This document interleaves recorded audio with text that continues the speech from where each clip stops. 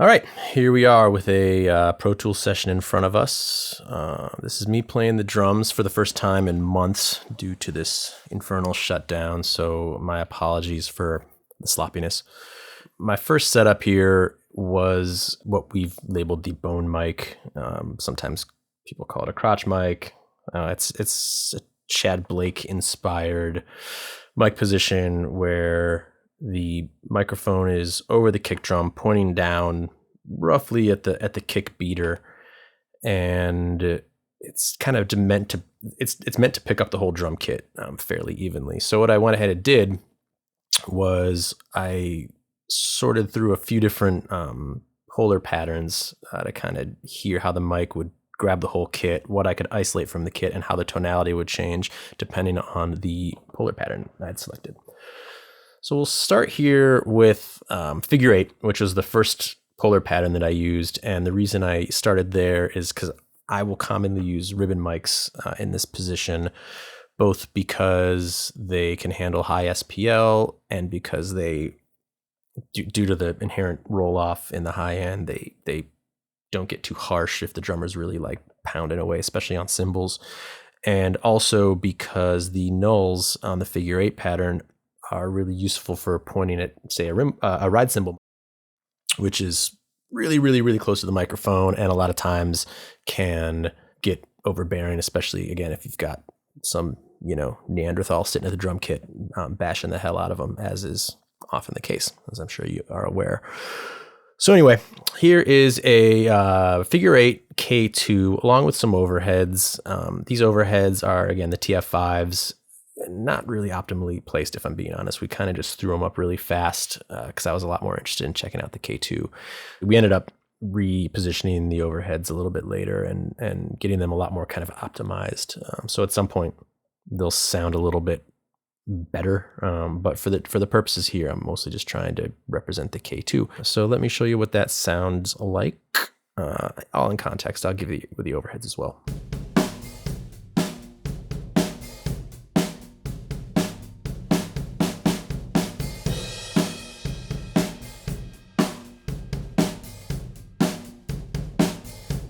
It's a nice balance, good low end pickup. Shells are pretty clearly represented. The cymbal, the high end of the cymbals is smooth.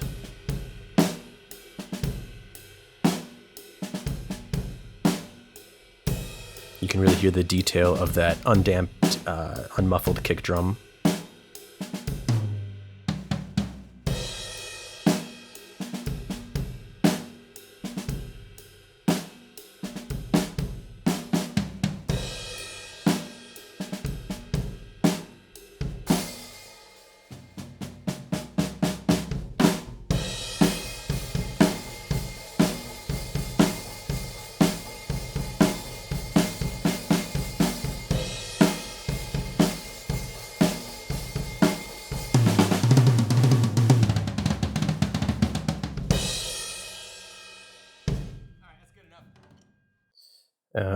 The pickup on the toms there is great. I really love the tone of this microphone as it represents the toms. So now I'll go ahead and isolate the K2 so you can hear what that sounds like on its own.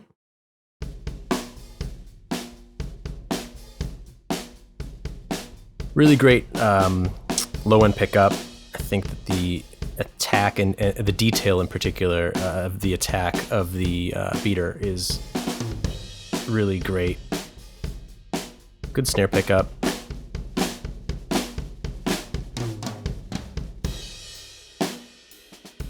And let me just take a second to focus on the toms here, because although the rack tom is in the null of the mic, the low end is of course still going to make its way into the microphone regardless of the null.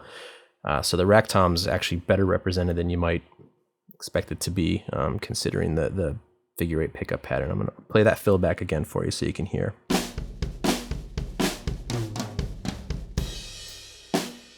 So mostly getting a little bit of low end, a little more articulation and clarity would come from including the overheads, which would sound like this.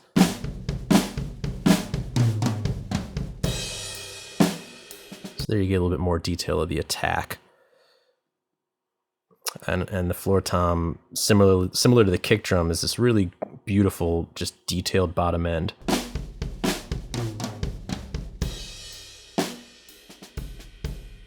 You'll notice the ride cymbal is pretty well attenuated considering its position in the null. That makes a lot of sense.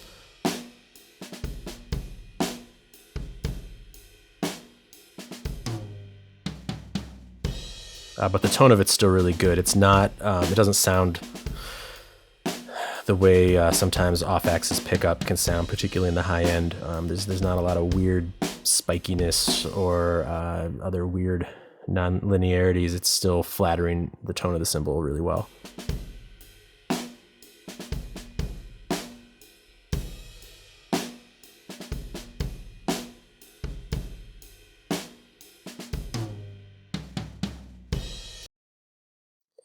So one little side note is that while we were setting up, my assistant forgot to put the pad in on the mic preamp on the K2 and ended up recording pretty heavily distorted K2 sound. Now, the mic itself isn't distorted in this case. As I mentioned earlier, it handles something like 160 some odd decibels of SPL, so it's difficult to break this mic with volume, but this is the mic preamp on our API console overloading, and I had him record it just because I thought it sounded really cool. I'm going to play that back for you.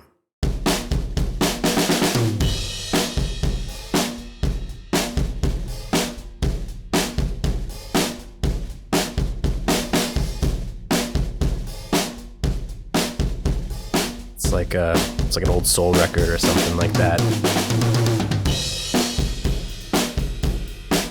I love the distortion on these toms.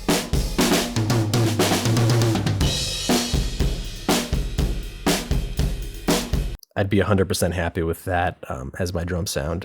One microphone, no phase problems. I'll add in the overheads just for, I don't know, fun and profit. Here's what that sounds like. So you get a little bit of like kind of stereo imaging this way.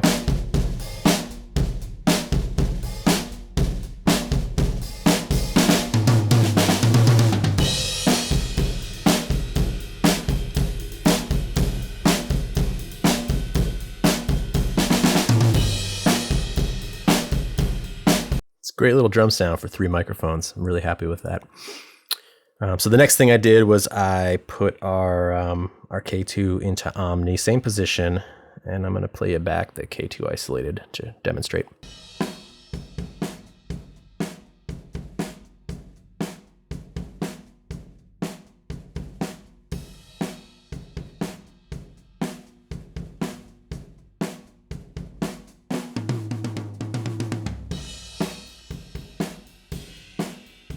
What's nice is the cymbal pickup is actually still fairly attenuated and pretty flat sounding, for lack of a better word. Flat, I mean in terms of frequency response. Considering that the ride cymbal's just a few inches from the mic, I would typically expect a little bit harder and less flattering of a ride cymbal sound in this case.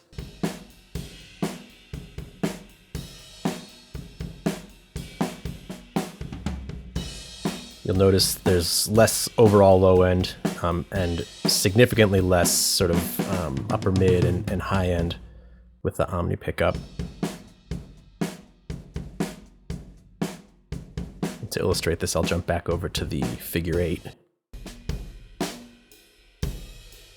It's much more focused, in your face, kind of directional sound. Back to Omni. Give that a little extra volume for you. The tone of this kind of reminds me of a TLM 170, which is an all-time favorite of mine. It's sort of flattering, but not hyped in any way.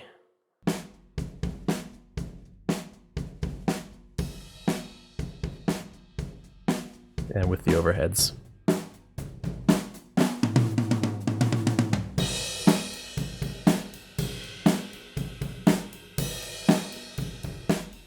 To the K2.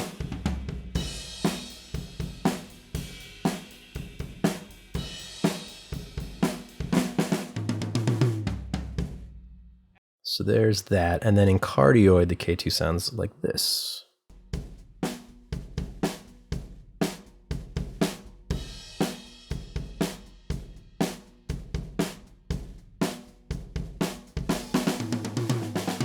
So you notice some of that proximity effect is back. That's to be expected. It's still not as pronounced as the figure 8. And also some of that directional kind of upper mid and high frequency closeness has returned, which gives it like a really nice focused sound. Listen to that floor tom, wow. The transient detail on that is great.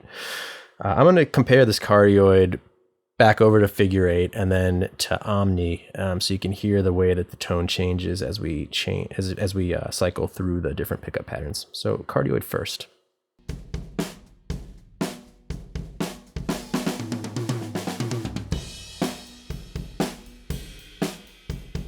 And here is figure 8.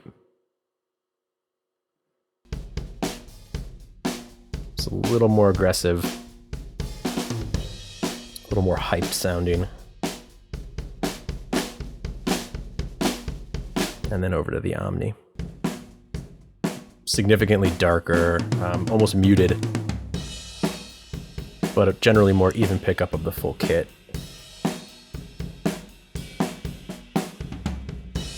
So for me, my favorite is this Cardioid. I just think it's got all the right stuff. As you increase in directionality from omni to Cardioid through to figure 8, you kind of get an increasing almost sense of like the smiley face EQ, a little less mid, a little more upper mid and high end, and a lot more low end as the proximity effect is exaggerated.